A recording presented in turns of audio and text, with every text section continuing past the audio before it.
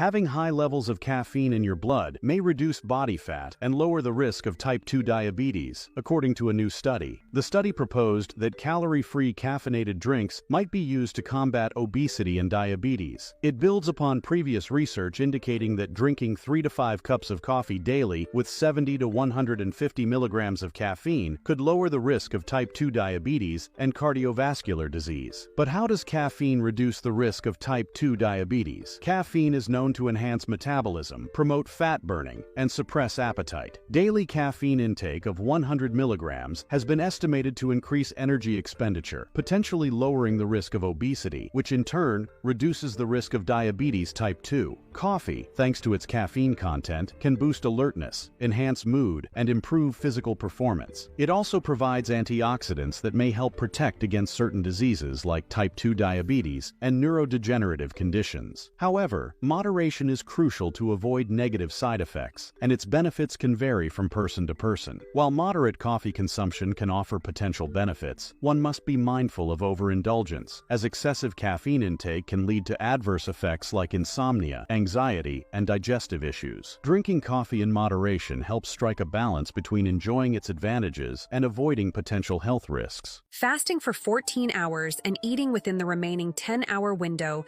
enhances your mood, energy, and reduces hunger, and could help you lose weight. According to a new study conducted by King's College researchers, this form of intermittent fasting is less restrictive than other intermittent fasting methods, yet it still offers significant health benefits. The study involved over 37,000 participants who initially ate normally for a week, then switched to a 10-hour eating window for the following 2 weeks. Many continued the regime for additional weeks. Participants who adhered consistently to the 10-hour window experienced more pronounced health benefits compared to those who varied their eating times. According to the researchers behind the study, time-restricted eating doesn't require extreme restriction to be effective. A manageable 10-hour eating window can significantly improve mood, energy levels, and reduce hunger. However, consistency in following this eating pattern is key for achieving these health benefits. The study's participants were mostly female, with an average age of 60 and a BMI of 25.6. Those with a longer eating window prior to the study observed even greater health improvements. The study emphasizes the importance of when you eat, not just what you eat. Restricting food intake to a 10-hour window can lead to feeling fuller and may even aid in weight loss. This study reinforces the concept that constant eating is unnecessary for maintaining. Artificial sweeteners may lead to an increased risk of heart disease, according to a study that involved 103,000 participants. It's not recommended to consider artificial sweeteners as a healthy or safe alternative to sugar. These sweeteners are found in ultra-processed foods, such as artificially sweetened drinks, snacks, and low-calorie ready meals. They are widely used as no or low-calorie alternatives. Adoption of sweeteners has increased